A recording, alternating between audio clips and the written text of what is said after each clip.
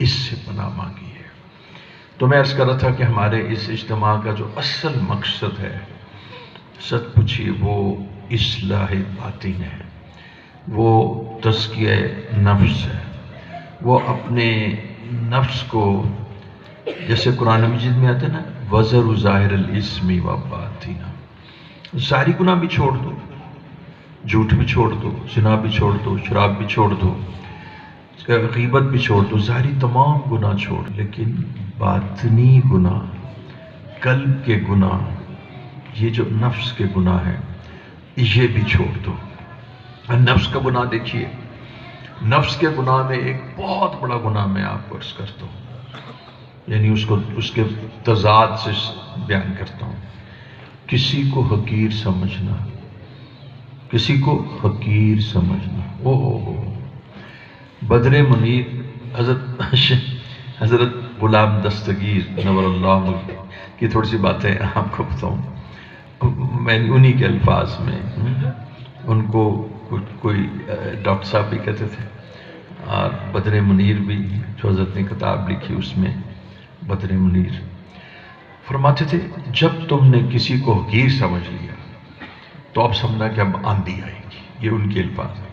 اچھا آندھی آنے کا مطلب پتہ کیا ہے؟ محکمہ موسمیات کہتے ہیں کہ جی آندھی آئے گی، کہ ایک طرف ہوا کا دباؤ کم ہو رہا ہوتا ہے، ایک طرف مطلب زیادہ ہوتا ہے، تو جس طرف ہوا کا دباؤ کم ہوتا ہے اس طرف آندھی آتی ہے۔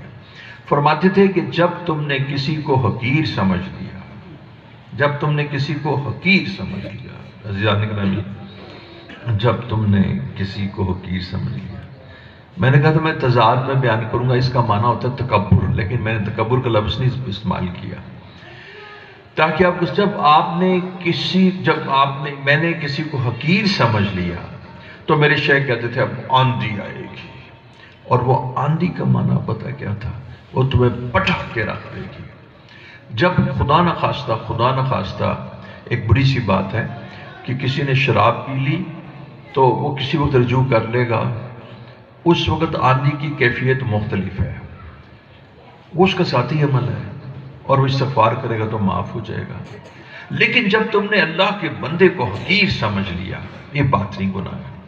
تو فرماتے تھے کہ اگر تم نے معافی نہ مانگی اور اگر تم نے رجوع نہ کیا تو وہ تمہیں پٹک کے رکھ دے گا، اور فرماتے تھے کہ گناہوں کی جو سزا ہے وہ تو اصل میں آخرت میں مرنے کے بعد ملے گی، لیکن دو گناہ بالخصوص اب میں باتیں کر رہا ہوں اپنے شیخ حضرت غلام دستگیر نور اللہ مقدم کی، جو ہمارے شیخ کے مجاز تھے، وہ فرمایا کرتے دو چیزوں کی تمہیں سزا اس دنیا میں ضرور ملے گی۔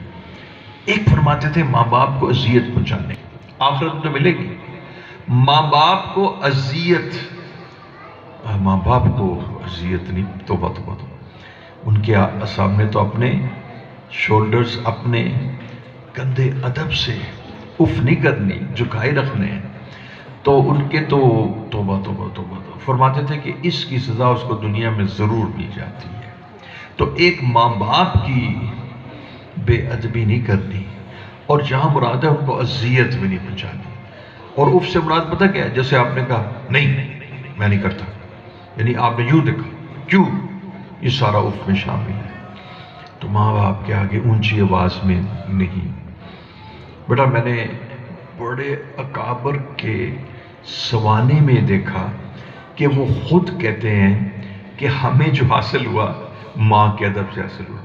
بابا فرید الدین گنج شکر کی میں آپ کو ایک ماں کی چونکہ ایک واقعہ چل رہا ہے تو عرض کروں، فرمانے لگے کہ میں نے اپنی جو چارپائی تھی وہ میں نے ماں کے کمرے میں چارپائی اس جانب رکھی تھی کہ میں جب داخل ہوں دروازے سے تو ان کے قدم میری طرف ہوں، یعنی پائنٹی جو ہے دروازے کی طرف رکھی تھی کہ جب میں داخل ہوں تو ماں کے سر کی طرف سے داخل نہ ہوں، ماں کے پاؤں کی طرف سے داخل ہوں۔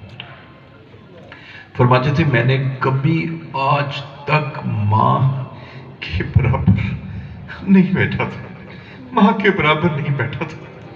پھر فرماتے ہیں کہ کبھی میں نے ہم اپنے شیخ کی طرف پیٹھ نہیں کرتے تھے، میں نے سچ پوچھیے اب آپ بوڑھا ہو گیا، اب کیا چھپانی ہے باتیں؟ میں نے آج تک حضرت کے شیخ غلام دستگیر رحمۃ اللہ علیہ کی طرف آج تک پیٹھ نہیں کی تھی. اور عجیب بات ہے، جو میرے سے بیعت ہے وہ بھی میرے ساتھ ایسے ہی کرتے ہیں، میں حیران ہوتا ہوں. کبھی میں نے ان کی طرف پیٹھ نہیں کی تھی. حضرت میں ایک جگہ سوتا تھا، ان کا کمرہ دور تھا، لیکن میں رات کو دور تھا کافی، بہت بڑا تو 16 کنال کا آپ نے دیکھا ہے، تشریف لاتے تھے حضرت اسماعیل رحمۃ اللہ علیہ. میں ان کی اس وقت خدمت کا موقع، بس کیا ہم کہہ سکتے ہیں. لیکن کبھی میرے پاؤں بھی رات کو سوتے ہوئے اس طرف ہو جاتے تو میں اٹھ کے بیٹھ جاتا تھا. اب یہ جو ہم اپنے شیخ کا ادب کرتے تھے، وہ اپنی ماں کا ادب کرتے تھے. فرماتے تھے میں نے کبھی ماں کی طرف پیٹھ نہیں کی، کبھی ماں کے سامنے اونچی آواز میں بات نہیں کی، کبھی ماں کی طرف میں نے ماں کے برابر نہیں بیٹھا. تو یہ چیزیں اس طرح بھی حاصل ہوتی ہیں. تو فرمایا کرتے تھے کہ جو اپنے ماں باپ کی بے ادبی کرتا ہے اس کو اس دنیا میں اس کا اجر مل جاتا ہے، آخرت میں درجہ مل جاتا ہے، اجر سے بعد اس کو سزا مل جاتی ہے. لہذا آج آپ نا ایسے کر لینا کہ آپ کی جن جن کی مائیں زندہ ہے نا، چاہے ان کی داڑھی سفید بھی ہو گئی ہے، وہ جا کے ماں کے پاؤں کو پکڑ کر، باپ کے سفید داڑھی کو پکڑ کر وہ معافی مانگ لے. اچھا دوسری بات میں وہ بتا رہا تھا نا کہ شیخ غلام دستگیر کی، بدر منیر کی باتیں آپ مجھے اس لیے تو بلاتے ہیں، ورنہ کوئی بات ہی نہیں ہے، کوئی ہمارا جوڑ ہی کوئی نہیں ہے. یہ تو صرف آپ کی عزت ہے جو آپ ہمیں دے دیتے ہیں. دوسری فرماتے تھے کہ اگر کوئی شخص کسی کو حقیر سمجھ لے اور پھر اس پہ رجوع نہ کرے اور اس سے معافی نہ مانگے اور اس کی جو دل آزاری ہے اس کو دور نہ کرے اور اس کو حقیر سمجھتا رہے، تو پھر آخرت میں تو پکڑ بہت شدید ہے، لیکن دنیا میں بھی فرماتے تھے آندھی آتی ہے، اللہ جل شان اس کو پٹک کے رکھ دیتے ہیں. اس لیے دوستو کسی کو حقیر نہ سمجھنا یہ بھی ایک بڑی بات ہے. اور جب آپ کسی کو حقیر سمجھتے ہیں تو یہ اس بات کی علامت ہوتی ہے کہ آپ خود کو بڑا سمجھتے ہیں، خود کو بڑا سمجھتے ہیں.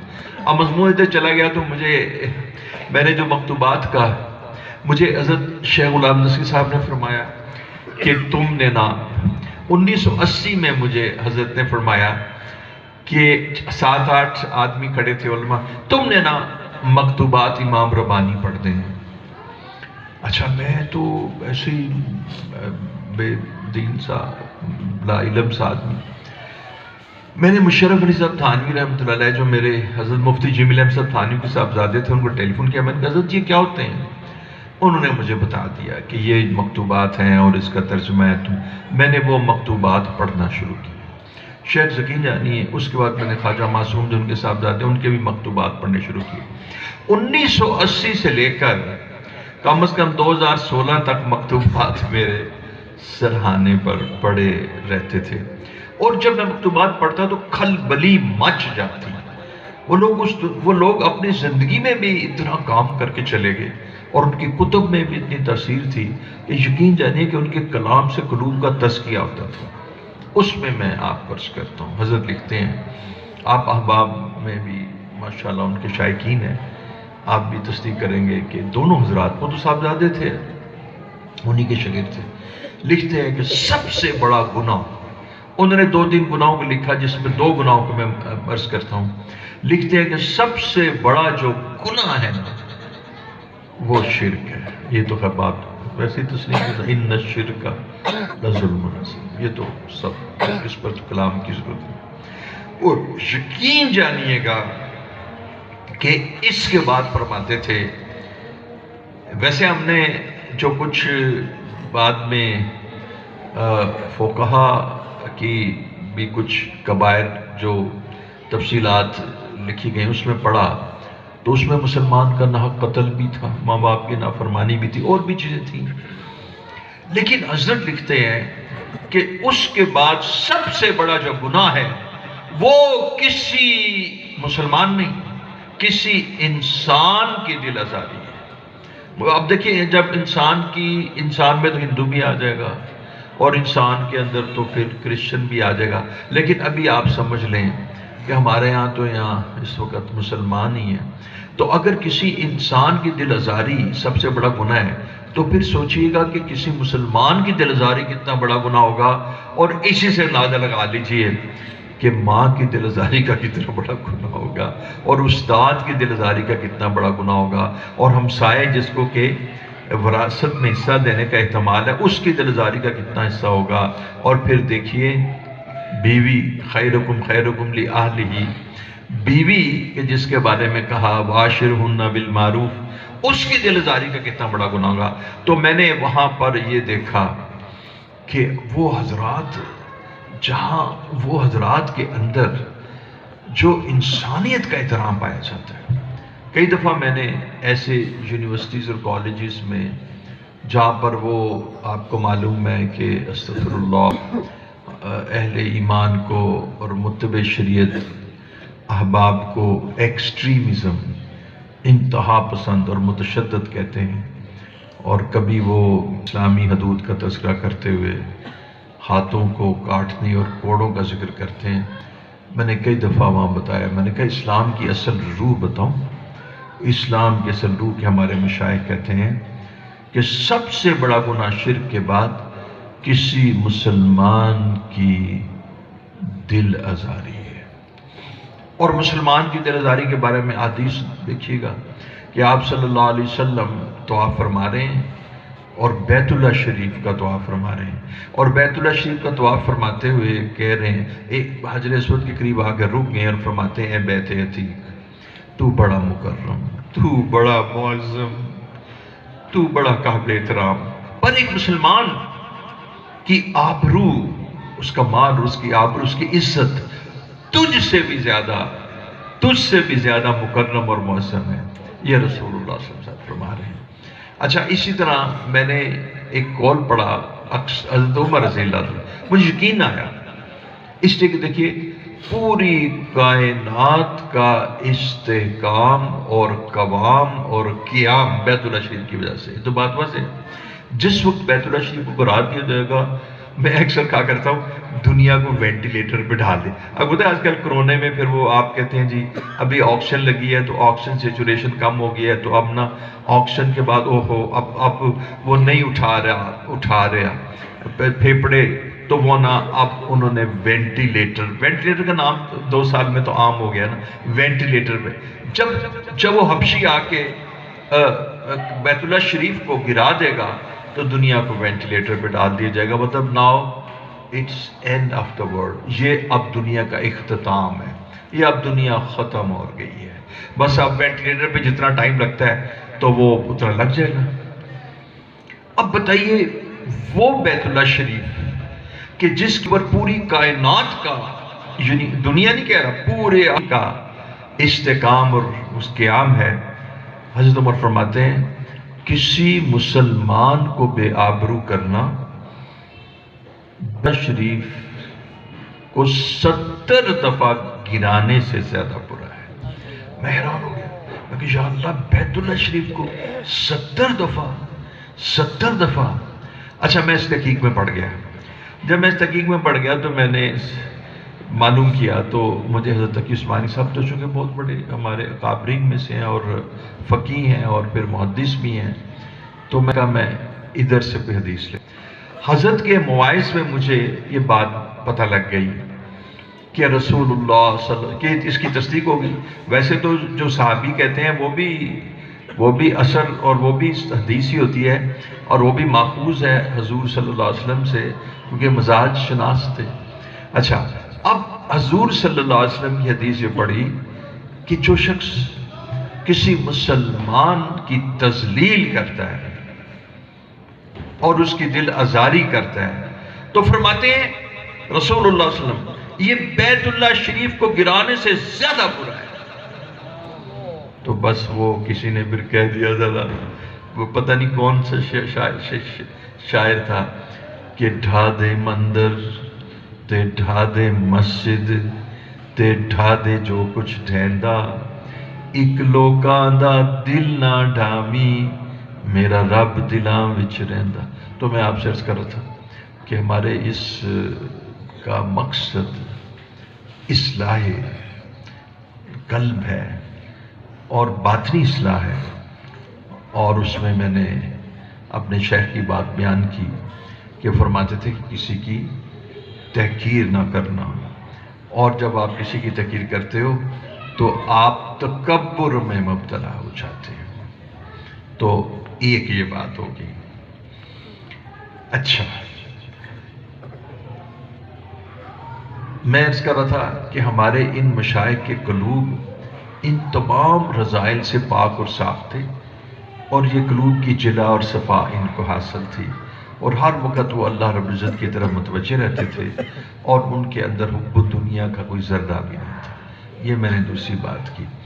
اب میں تیسری بات کرنا چاہتا ہوں، اور بس یہ میری بات کا اختتام، کہ ان لوگوں کے اندر اور ہمارے لوگوں میں فرق کیا تھا، وہ عرض کرنا چاہتا ہوں، تاکہ اس کو ہم تھوڑا سا اس ڈیفیسٹ کو، اس فرق کو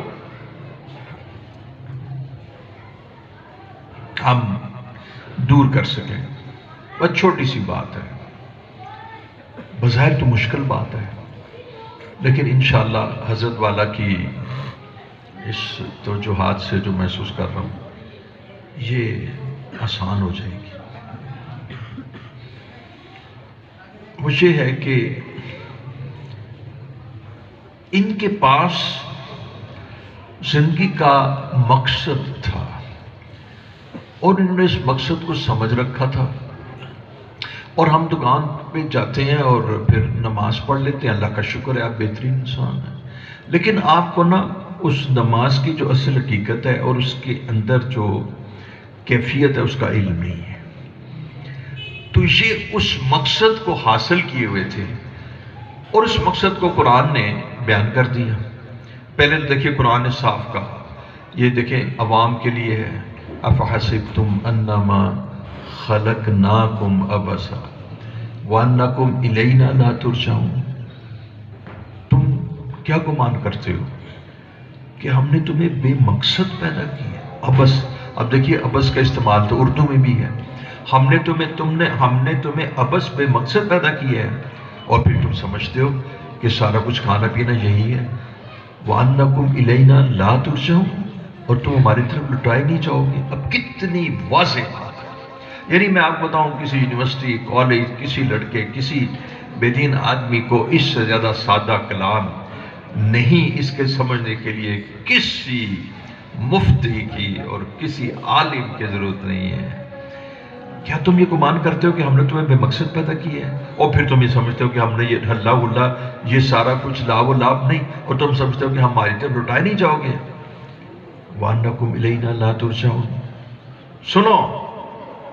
سنو وَمَا خَلَقْتُ الْجِنَّ وَالْإِنسَ إِلَّا لِيَعْبُدُونِ، بندے سنو، میں نے تمہیں کس لیے پیدا کیا ہے؟